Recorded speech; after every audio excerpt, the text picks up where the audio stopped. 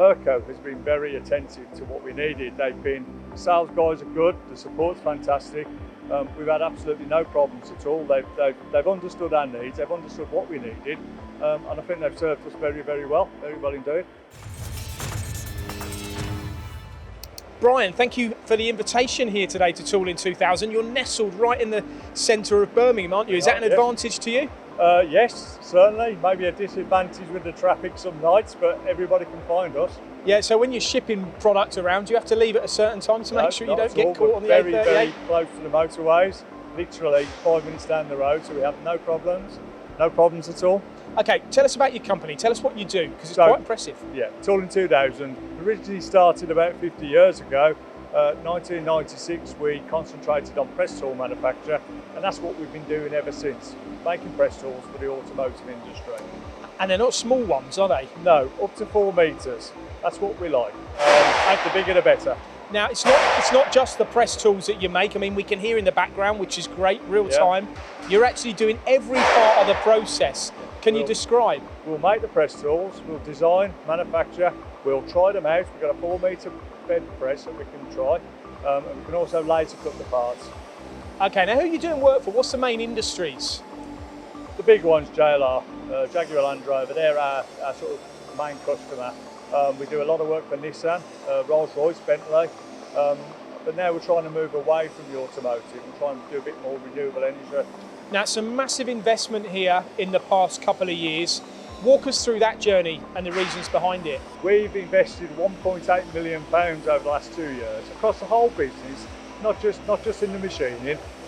We felt every part of the business needed some investment, some money putting into it. So we've brought new machinery, we've invested a lot in people, in training, and just generally tidying the factory up wherever we could to make it ready for when things really started moving. Well, you've done this in quite troublesome times as well, haven't you? In a difficult period.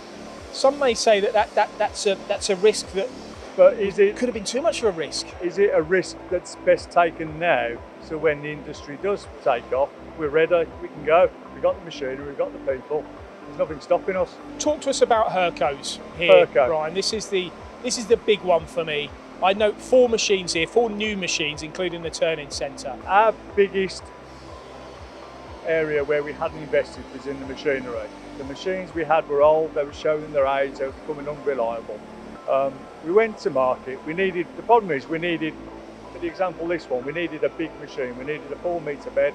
Now there's not that many machines that offer that sort of size. So we looked, we went to market, we searched everywhere, and Hurco just came out. After visiting Hurco, it just came out as the right choice. From speaking to the operators, it was their choice. They liked the controls, they felt it was very flexible. And what's the challenges you face though with not just buying a machine like this, but making parts, making big components on machines like this? You know, is it chasing tight tolerances, metal removal rates, profile? What are the things you have to cater for? The biggest thing we need to allow for when making big parts, big tooling, is being able to move them. Now we've got the craneage, we've got 25-ton cranes, we can move stuff no problem.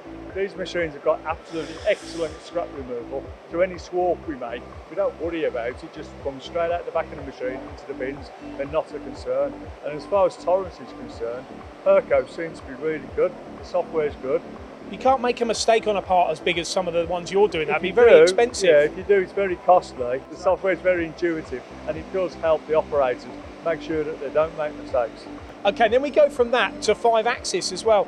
There's a bit of a transition. So you've got a 5-axis 2 and a smaller VMC. 5-axis for us was a step into the unknown. We've never done 5-axis. It was on the wish list. I think the thing was we were getting asked more and more to produce complex parts. Complex parts that only could be produced on a 5-axis machine. As I said, it was a dip in the water for 5-axis because we'd never done it. So we needed to know we'd be supported properly going into that field. So naturally, buying a machine of that expense, you need to do your homework. You need to make sure it's going to be reliable and give you many years worth of service. Future for the company? What's your plans? What's your aims? More machinery, more people. Ultimately, a bigger factory. But yeah, just trying to keep on growing.